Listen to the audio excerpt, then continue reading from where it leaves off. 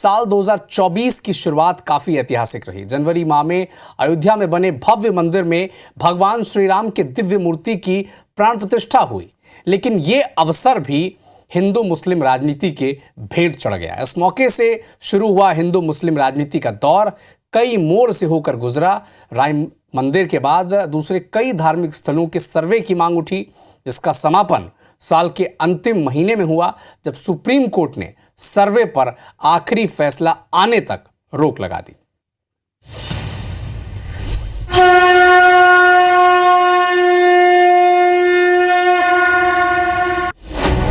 सदियों की प्रतीक्षा के बाद हम आ गए। काल चक्र का पहिया कभी रुकता नहीं। वर्ष आते हैं, वर्ष जाते हैं, लेकिन कुछ वर्ष ऐसे होते हैं जिनके हिस्से में इतिहास का गौरवशाली साक्षी बनने का सौभाग्य आ जाता है। वर्ष 2024 भी ऐसा ही एक सौभाग्यशाली वर्ष रहा, जिसने 500 सालों की प्रतीक्षा को साकार होता देखा। साल 2024 सैकड़ों लोगों के बलिदान और करोड़ों लोगों के संघर्ष के परिणाम स्वरूप अयोध्या में बने भव्य मंदिर में रामलला के विराजमान होने की घटना का साक्षी बना। 22 जनवरी 2024 इतिहास के पन्ने में हमेशा हमेशा के लिए स्वर्णिम अक्षरों में अंकित हो गई। जनवरी 2024 का ये सूरज एक अद्भुत आभा लेकर आया है।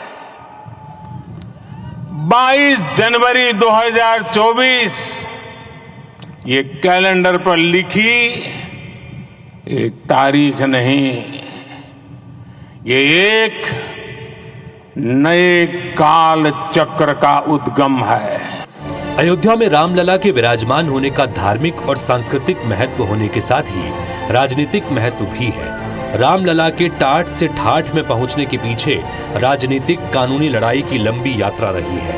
राम मंदिर आंदोलन ने भाजपा को शून्य से शिखर तक पहुंचाया है। राम मंदिर आंदोलन ने देश में हिंदुत्व की राजनीति को अपरिहार्य बना दिया। हिंदुत्व सत्ता प्राप्ति की गारंटी बन गया। हिंदुत्व की राजनीति के लिए धार्मिक ध्रुवीकरण सबसे जरूरी तत्व माना जाता है। लिहाजा साल 2024 भी इससे बच नहीं सका। साल 2024 तो चुनावी साल रहा, लिहाजा धार्मिक ध्रुवीकरण अपने पूरे उफान पर रहा। शुरुआत रामलला के विराजमान होने से हुई, लेकिन ये ऐतिहासिक आयोजन भी हिंदू मुस्लिम राजनीति से बच नहीं सका। कांग्रेस, समाजवादी पार्टी समेत कई विपक्षी दलों ने इस धार्मिक आयोजन के राजनीतिक इस्तेमाल का आरोप लगाते हुए बहिष्कार कर दिया। साल की शुरुआत ही सियासी कड़वाहट के साथ शुरू हुई। 22 तारीख का फंक्शन जो है ये राजनीतिक फंक्शन बन गया है। आरएसएस ने, बीजेपी ने 22 तारीख को एक चुनावी flavour, election flavour, political flavour दे दिया है।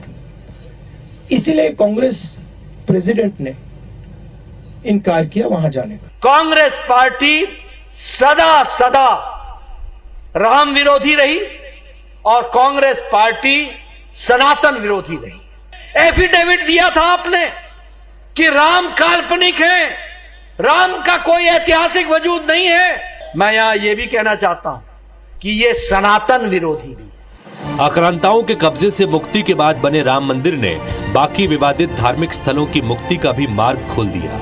मथुरा और काशी में मौजूदा हिंदू धार्मिक आस्था के प्रतीक मंदिरों की मुक्ति का आंदोलन तो पहले से ही चल रहा था। इस साल कई दूसरे धार्मिक स्थलों पर कब्जा बहाली की भी शुरुआत हो गई। पिछले साल यानी 2023 में उच्चतम न्यायालय ने ज्ञानवापी मस्जिद परिसर में वैज्ञानिक सर्वे की अनुमति दी थी, जिसके चलते इस साल दूसरे विवादित पूजा स्थलों पर दावे के लिए कई समूह आगे आए।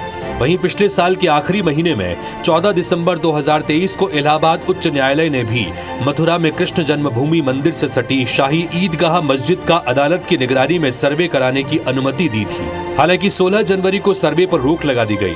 मथुरा और काशी में सर्वे की मिली इजाजत ने इस साल संभल में शाही जामा मस्जिद, हरिहर मंदिर, अजमेर दरगाह शरीफ, भोजशाला कमाल मौला मस्जिद विवाद को भी अदालती चौखट में पहुंचा दिया। 2024 में पूरे साल धार्मिक स्थलों पर अपने अपने कब्जे के दावों को लेकर बयानबाजी का दौर चलता रहा।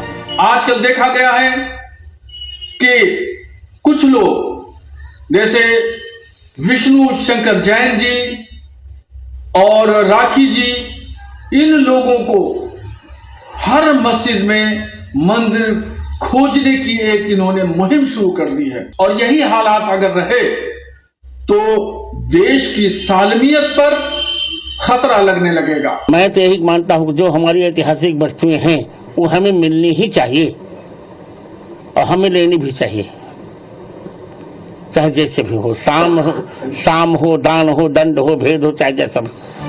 पिछले साल से शुरू हुए धार्मिक स्थलों के सर्वे के सिलसिले पर इस साल के आखिर में आकर विराम लगा।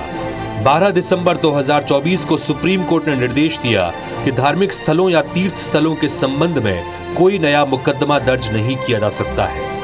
मुख्य न्यायाधीश संजीव खन्ना, जस्टिस संजय कुमार और जस्टिस के.वी. विश्वनाथन की पीठ ने कहा कि जिला अदालतों द्वारा सर्वेक्षण का आदेश तब तक नहीं दिया जा सकता है जब तक कि उपासना स्थल अधिनियम 1991 की वैधता से संबंधित मामला उसके समक्ष लंबित है।